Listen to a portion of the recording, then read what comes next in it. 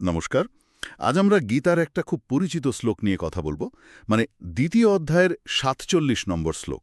হ্যাঁ, কর্মযোগের একেবারে মূল একটা শ্লোক। ঠিক, কিন্তু এই শ্লোকটা নিয়ে একটা বেশ অদ্ভুত ভুল ধারণাও চালু আছে। আমরা কর্মফল ও অনাসক্তি গীতার মর্মার্থ লেখাটা দেখছিলাম। হুম। তো আমাদের লক্ষ্য হলো এর আসল মানেটা বোঝা, কর্ম আর অনাসক্তি নিয়ে কি বলছে। আর ওই যে ভুল ব্যাখ্যাটা, মাতা তার কর্মের ফল কদাচিৎ লাভ করেন, মাতাই জগতের কারণ। হ্যাঁ, এটা প্রায় শোনা যায়। হ্যাঁ, একদম। তো এইটার সাপেক্ষে আসল অর্থটা একটু তলিয়ে দেখা যাক। হ্যাঁ, নিশ্চয়ই। কারণ ভুল ব্যাখ্যাটা কিন্তু অর্থটাকে একেবারে অন্যদিকে নিয়ে যায়। আচ্ছা, তাহলে প্রথমেই ওই ভুল ব্যাখ্যাটা নিয়েই বলি।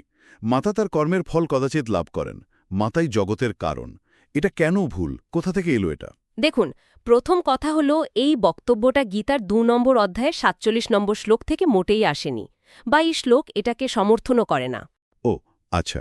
আসল সংস্কৃত শ্লোকটা তো হল কর্মণ্যেধিকারস্তে মা ফলেষু কদাচন মা কর্মফল হেতুর্ভূর মা তে সঙ্গোস্ত্বকর্মণি।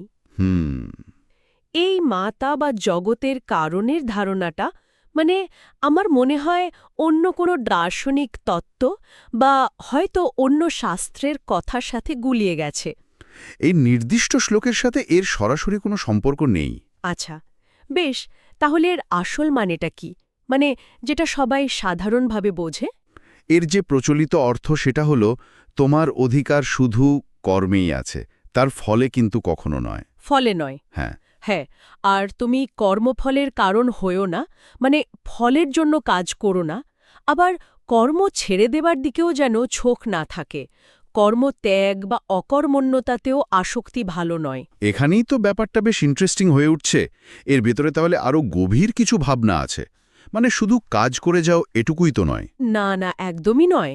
কিন্তু দেখুন, ফলের আশা না করে কাজ করা, এটা কি বাস্তবে সম্ভব? আমাদের মোটিভেশন তো প্রায় ফলের চিন্তা থেকেই আসে, তাই না? এড়িয়ে আছে। এক, কর্মযোগ মানে কাজটা নিষ্ঠাভরে করা, নিজের দায়িত্ব পালন করা। কিন্তু ফলটা কি হবে সেটার উপর আমার বা আপনার সম্পূর্ণ নিয়ন্ত্রণ নেই, এটা মেনে নেওয়া। এটাই নিষ্কাম কর্ম। নিষ্কাম কর্ম। ২, ফলের প্রতি অনাসক্তি। তার মানে এই নয় যে ফলের কোনো মূল্য নেই, কিন্তু ফলের চিন্তায় একেবারে ডুবে যাওয়া বা শুধু পুরস্কারের লোভেই কাজ করা সেটা নয়। কারণ ফলের ওপর অতিরিক্ত টান থাকলে কি হয়? উদ্বেগ হয়, টেনশন হয়, পরে হতাশাও আসতে পারে। ঠিক, অনেকটা ওই প্রসেস ফোকাস থাকার মতো, রেজাল্টের চিন্তা বাদ দিয়ে। একদম, অনেকটা তাই।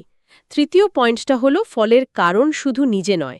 মানে আমরা তো একটা বিরাট সিস্টেমের অংশ, তাই না? হ্যাঁ। তো আমাদের কাজের ফলটা অনেক কিছুর ওপর নির্ভর করে, পরিস্থিতি, অন্য লোকেদের কাজ, এমনকি ভাগ্য বা দৈব অনেকে বলেন। তাই সাফল্য হলে পুরো ক্রেডিট নিজে নিয়ে নিলে অহংকার বাড়ে। আর ব্যর্থ হলে সব দোষ নিজের ঘাড়ে নেওয়া। ঠিক, তাতে আবার হতাশা আসে। তাই নিজেকে একমাত্র কর্তা ভাবাটা ঠিক নয়। আর ৪ নম্বর হল অকর্মণ্যতায় অনাসক্তি।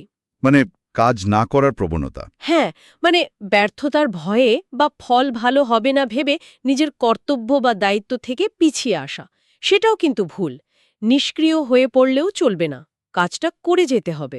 আচ্ছা, তাহলে এই যে সার্বজনীন নীতির কথা বলছেন, এটা পরিষ্কার হলো যে এটা কোনো বিশেষ লিঙ্গ বা ভূমিকার জন্য নয়, সকলের জন্য প্রযোজ্য।